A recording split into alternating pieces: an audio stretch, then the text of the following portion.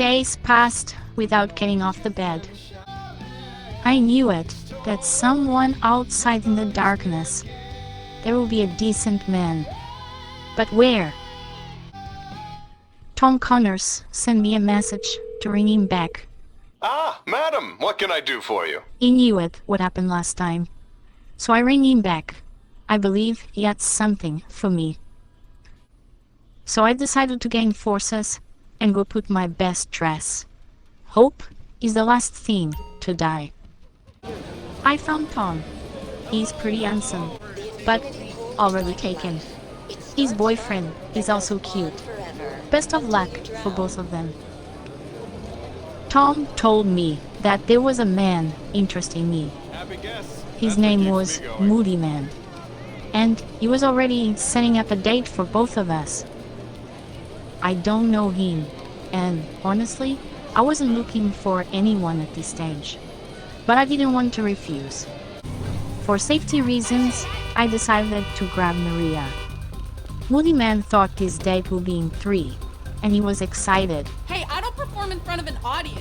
However, I told him Maria was my friend and she was only making company that night. But he insisted there will be fun. And for my surprise, my best friend Maria said it would love to do it in 3. Maria was my best friend. But Moodyman was the person that I just met. So I told Maria that I could leave them in a secluded place. You gotta find someplace private. So they could have all the fun in the world. I'm not a dumpster, asshole. After 15 seconds of intense noise, Moodyman returned to me, saying, "I'm sorry, Swan. Please, give me a second chance. You are my real love." I said no. And now, I needed a ton of tacos to kill my anger and depression. But he insisted, "Please, I will never do it again." Okay, it was an accident. Above all, this is the male nature. So, with caution, I gave him a second chance. He was so handsome, and his eyes was enough to melt me. I completely forgave him. Now was the time to do what I like the most: shopping. Will he be able to develop patience in this area? I asked. "Do you mind to come with me to do some shopping?" He said. So I particularly don't give a shit. I had to check every single shelf, every single box. I even asked to the lady if she could show me every article in this store. He waited patiently. I start to believe that he could be the man of my life. Finally, I wasn't destined to be alone. He had all the time for me.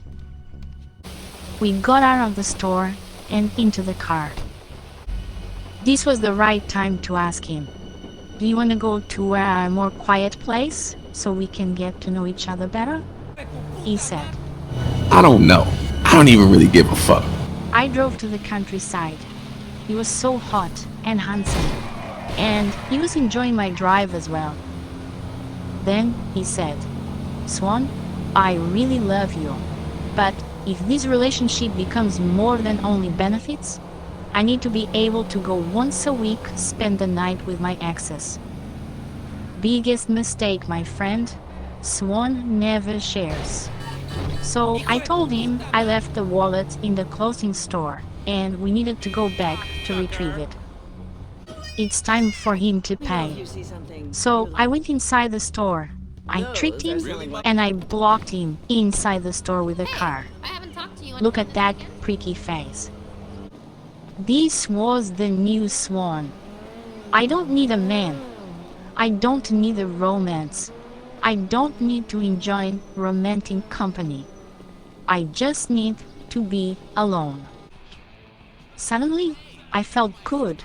I felt alive. I was important. I was a very special person. Now I am independent. Well, he didn't last long though.